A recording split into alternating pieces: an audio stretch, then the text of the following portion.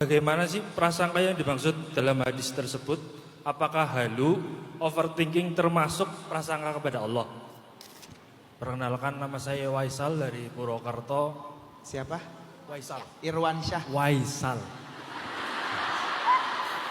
Faisal. Waisal. Waisal. Pakai W. Faisal. Waisal pakai W. Waisal. Pakai W. Waisal. Ya, pakai W.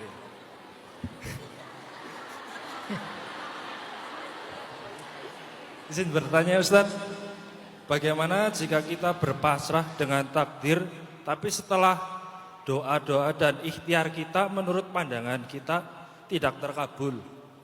Apakah itu bukan sebuah bentuk suudzon dan putus asa kepada takdir Allah?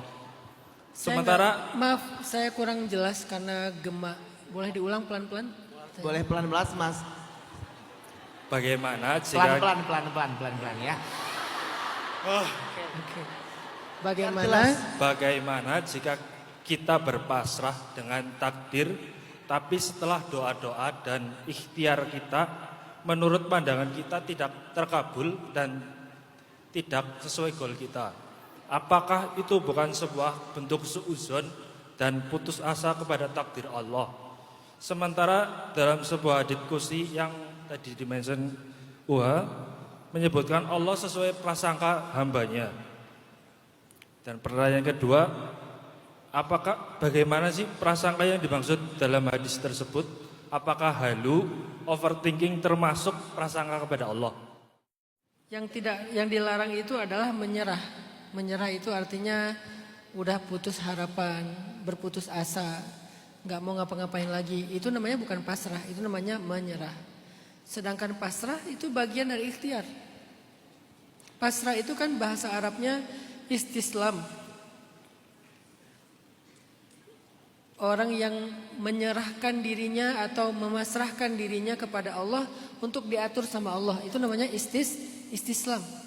Dan kita adalah seorang muslim yang selalu waman aslama wajhahu ilallah, siapa yang memasrahkan dirinya secara utuh kepada Allah, itu berarti dia justru pengen diatur oleh Allah, pengen diurus oleh Allah. Itu justru bagus.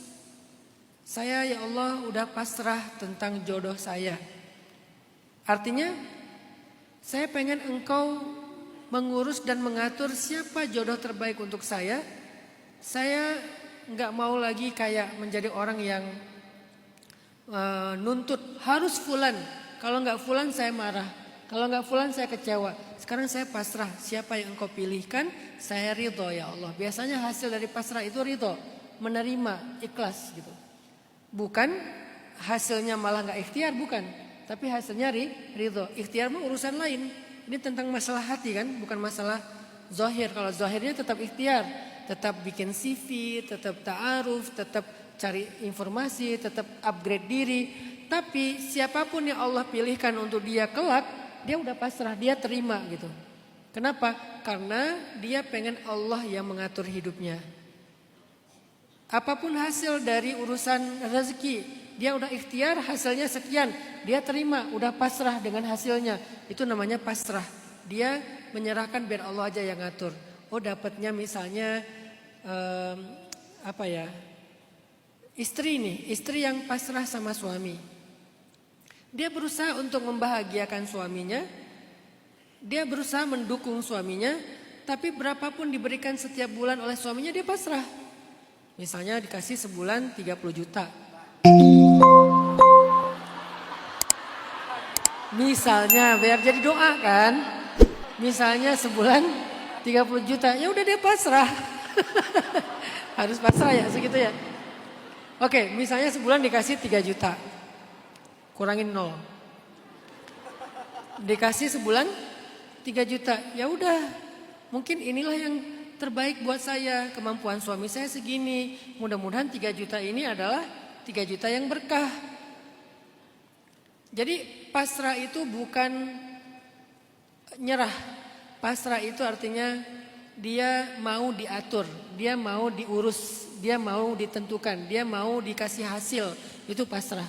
Saya udah tampil sebaik-baiknya, saya pasrah deh gimana penilaian juri.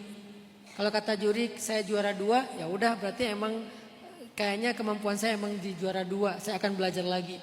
Kalau kata juri saya juara 1, ya alhamdulillah saya akan mempertahankan prestasi itu. Jadi dia tetap ikhtiar perform terbaik, tapi apa hasilnya? Dia pasrah.